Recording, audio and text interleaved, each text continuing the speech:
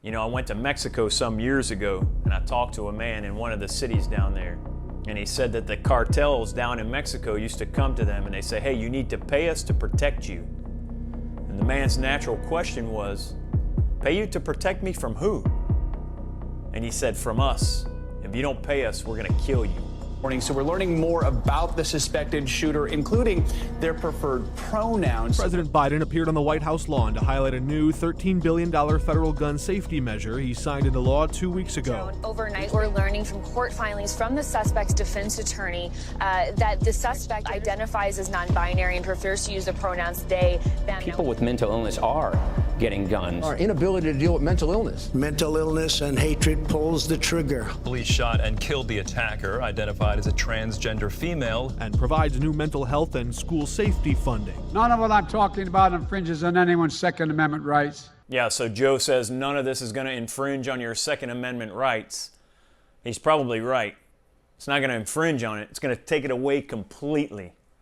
And that's a secondary issue. When preferred pronouns and gender identity have become more important than life itself and murder is excused, you are witnessing the absolute collapse of a society, our society. And the politicians on both sides of the coin, they want to tell you that we have a mental health issue, especially in our youth who are committing these crimes supposedly. We don't have a mental health issue so much as we have a morality issue, we have a personal responsibility issue, and all of that says we have a truth issue in this country greater than ever before. As I said, you are witnessing the collapse of our society if something does not change, and it has to change drastically. Look at this ATF form 4473. Maybe you weren't aware of this before, but I recently went in to purchase another gun, and I got down to block 14 where it asks you if you're male or female. And lo and behold, there's non-binary as a selection on the ATF form 4473. So you can just chalk it up and say that the federal government, the ATF in particular, and those pulling the strings of the upper echelon at the ATF are fueling these mass shootings by putting guns legally into the hands of people with delusional disorder. What am I talking about? Let me read something to you. Listen to the definition of delusional disorder. Delusional disorder is characterized by an irrational or intense belief or suspicion which a person believes to be true. Like, hey, I think I'm a girl, and I actually believe that to be true, and I actually want that to be true, and I'm actually going to go and do physical things to my body to make that be true, when it's not true at all. These beliefs may seem outlandish and impossible or bizarre.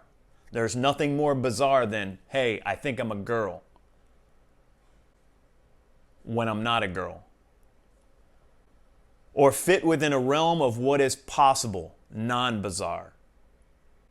And what are we doing in America? We're taking the absolute bizarre and trying to make it not bizarre. We're trying to make irrationality rational.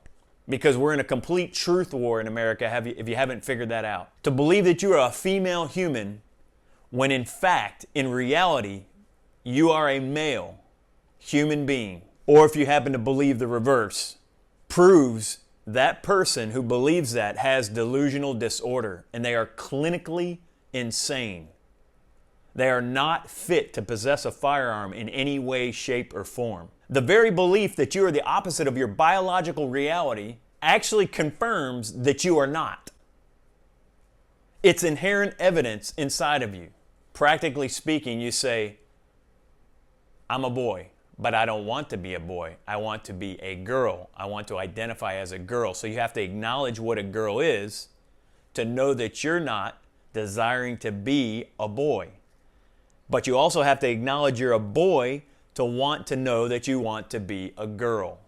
It's very plain and simple. It is very logical. But logic has no place in America anymore. If this weren't true, then they couldn't confirm their belief in any way, shape, or form. It is classic delusional disorder, and it absolutely describes an individual who is unfit to function in any capacity of stability in a society. In other words, they need help. But it's not just a mental deficiency. It is a moral deficiency. we're seeing a moral decay of the greatest measure than we have seen in hundreds and hundreds of years in our country. But portions of our society are trying to normalize this behavior. You don't, as a society, normalize deviant behavior or mental instability. You see, mental stability is predicated upon truth. It relies upon the truth. And we're in a truth war in America right now. And you and I have to stand for that truth in every conversation we have. Too many times we laugh these things off, or they become funny, or they were even entertainment back in the day. You remember? Come on, honey, this place is dangerous. I'm supposed to be uptown looking down on all of this. I'm going home. Oh, Mr. Sister, you are so fierce. 10 points for realness, baby. Well,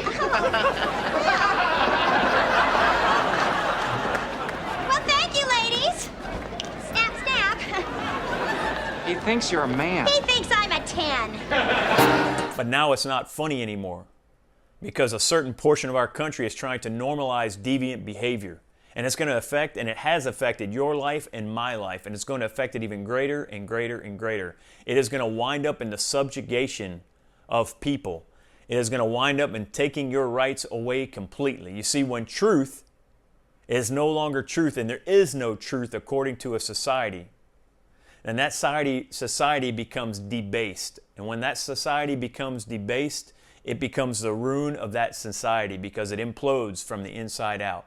To normalize this behavior, delusional disorder, like the ATF is seeking to do on that form, or the federal government is seeking to do, and state governments are seeking to do in every manner by attempting to affirm this perverted transgender movement that's going on, is going to result in our society becoming as unstable as those individuals that have this delusional disorder to begin with.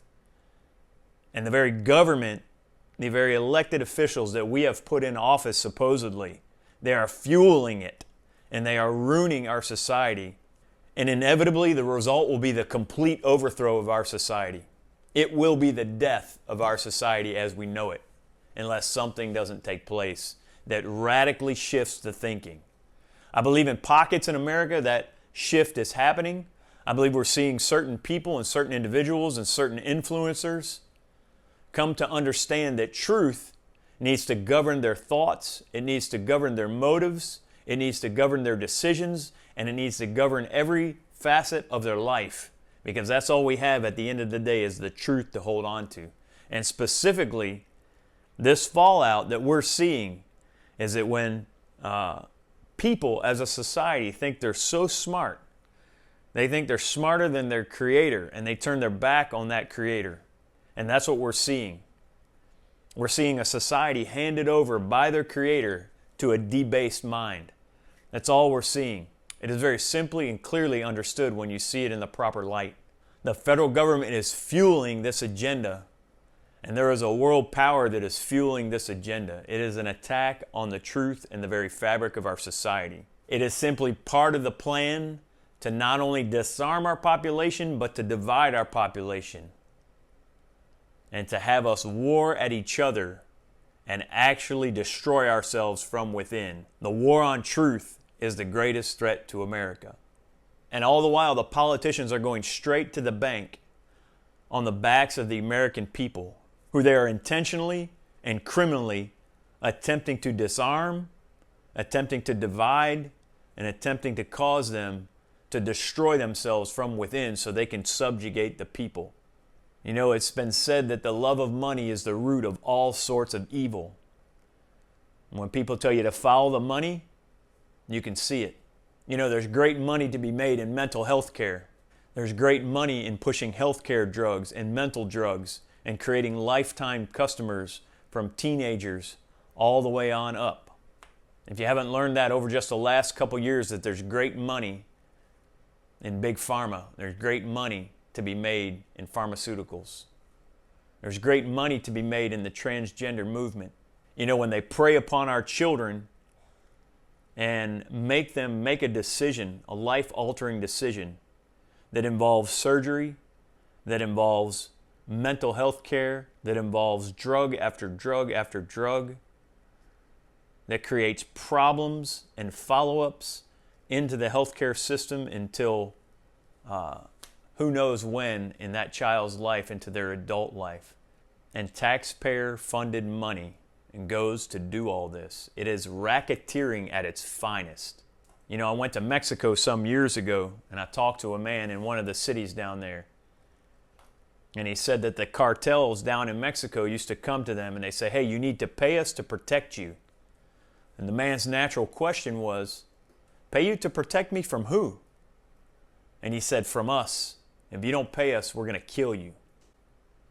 It's classic racketeering, what we're seeing in our government right now, what we're seeing in our state governments and some of them, and what we're seeing in the federal government especially. They create a problem so they can create the solution to that problem, and all the while make billions and billions of dollars doing it. So the big question is, what do you do when you're witnessing the total collapse of the society around you?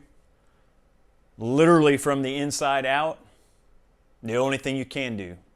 You pray, you trust God, and you prepare. And we'll talk more about that in future videos. But I trust you are getting prepared. I trust you're seeing these things. Let me know in the comments what you're doing to prepare for it. Because it's coming, like it or not, unless something drastically changes. Our society is collapsing around us. So we need to make our voices heard. We can do that in so many ways. You have to make your voice heard, and I would encourage you, make your voice heard in your family, make your voice heard at your workplace, make your voice heard in your friends and the people that you influence.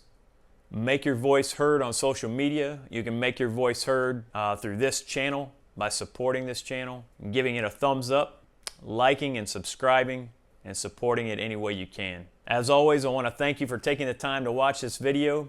God bless you and yours.